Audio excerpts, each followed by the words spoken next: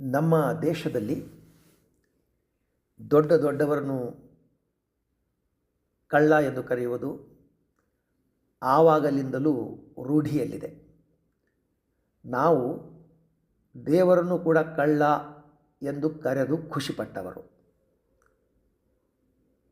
ನಾವುಗಳು ದೇವರನ್ನು ಕಳ್ಳ ಎಂದು ಕರೆದರೂ ಸಹ ಆತನನ್ನು ಪೂಜಿಸುವುದನ್ನು ಮತ್ತು ಸ್ತುತಿಸುವುದನ್ನು ಬಿಟ್ಟಿಲ್ಲ. ಸ್ವತಃ ಕೃಷ್ಣ ಪರಮಾತ್ಮನನ್ನು ನಾವು ಬೆಣ್ಣೆಕಳ್ಳ, ಮಾಖನ್ ಚೋರ್ ಎಂದು ಕರೆದವರು. ಹಾಗೆಯೇ ಮನಸ್ಸನ್ನು ಕದ್ದವರಿಗೆ ಚಿತ್ ಚೋರ್ ಎಂದು ಕರೆಯುತ್ತೇವೆ. ಹಾಗೆ ನೋಡಿದರೆ ನಮ್ಮ ಬಹುತೇಕ ದೇವರುಗಳು ಚಿತ್ ಚೋರರೇ. ನೋಡಿ, ಕೃಷ್ಣ ಜನಗಳಿಂದ ಬೆಣ್ಣೆಕಳ್ಳ, ಮಾಖನ್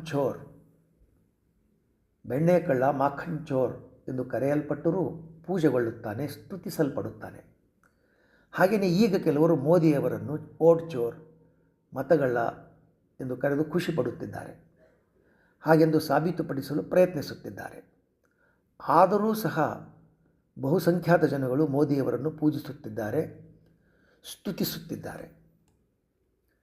ಕೃಷ್ಣ ಕೂಡ ತಾನು ಬೆಣ್ಣೆಯನ್ನು ಕದ್ದಿಲ್ಲ, ಬೆಣ್ಣೆಯನ್ನು ಕದ್ದು ತಿಂದಿಲ್ಲ ಎಂದು ತಾಯಿ ಯಶೋದೆಗೆ ಹೇಳುತ್ತಾನೆ. ತಾನು ಬೆಣ್ಣೆಯನ್ನು ಕದ್ದಿಲ್ಲ ಎಂದು ತಾಯಿಗೆ ಅನುನಯದಿಂದ ಹೇಳಿಬಿಟ್ಟು ಅವಳಿಂದ ಕೊನೆಗೆ ನೀನು ಬೆಣ್ಣೆಯನ್ನು ಕದ್ದಿಲ್ಲ ಎಂದು ಹೇಳಿಸಿಬಿಡುತ್ತಾನೆ. ಸೂರದಾಸರ ಸಾಹಿತ್ಯಕ್ಕೆ ಧ್ವನಿ ಸಂಯೋಜನೆ ಮತ್ತು ರಾಗ ಸಂಯೋಜನೆ ಮಾಡಿದ ಅನೂಪ್ ಜಲೋಟಾರ ಈ ಭಜನೆಯನ್ನು ನೀವೆಲ್ಲ ಕೇಳಿರುತ್ತೀರಿ. ಮೈಯಾ ಮೋರಿ ಮೈ ನಹಿ ಮಾಖನ್ ಕಾಯೋ, ಮೈಯಾ ಮೋರಿ ಮೈ ನಹಿ ಮಾಖನ್ ಖಾಯೋ. ಕೃಷ್ಣನ ಹಾಗೆ ಈಗ ಮೋದಿಯವರು ಕೂಡ ಮೈ ನಹಿ ಓಟ್ ಚೋರಿ ಕಿಯಾ, ಮೈ ನಹಿ EVM ಚೋರಿ ಕಿಯಾ ಎಂದು ಸಾಬೀತುಪಡಿಸಬೇಕಾಗಿದೆ. ಮೋದಿಯವರು ಹಾಗೆ ಹೇಳಿದರು, ಚುನಾವಣಾ ಆಯೋಗ ಓಟ್ ಚೋರಿ ನಹಿ ಹುವಾ ಎಂದು ಸಾಬೀತುಪಡಿಸಿದರೂ ಕೆಲವರದನ್ನು ಒಪ್ಪಿಕೊಳ್ಳಲು ತಯಾರಿಲ್ಲ. ಕೆಲವರು ಒಪ್ಪುವುದು ಮತ್ತು ಕೆಲವರು ಒಪ್ಪದೇ ಇರೋದೇ ಪ್ರಜಾಪ್ರಭುತ್ವದ ಸೌಂದರ್ಯ.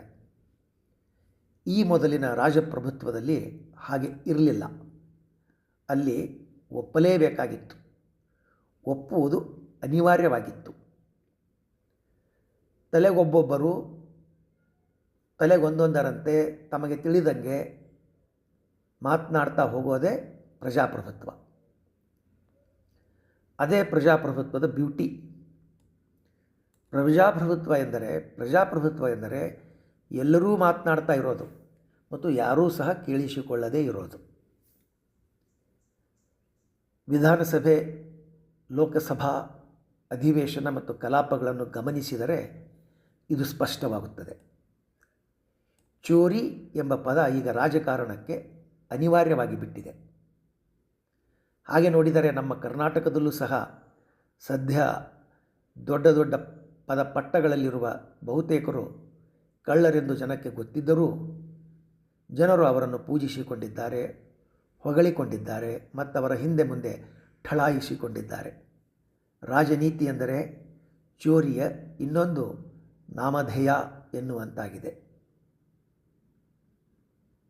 ಈ ನಮ್ಮ ದೇಶದಲ್ಲಿ ದೇವರು ಕೂಡ ಕಳ್ಳ ಎಂಬ ಚಾರು ಕೀರ್ತಿಗೆ ಮತ್ತು ಚೋರ ಕೀರ್ತಿಗೆ ಪಾತ್ರವಾಗಿದ್ದಾನೆ.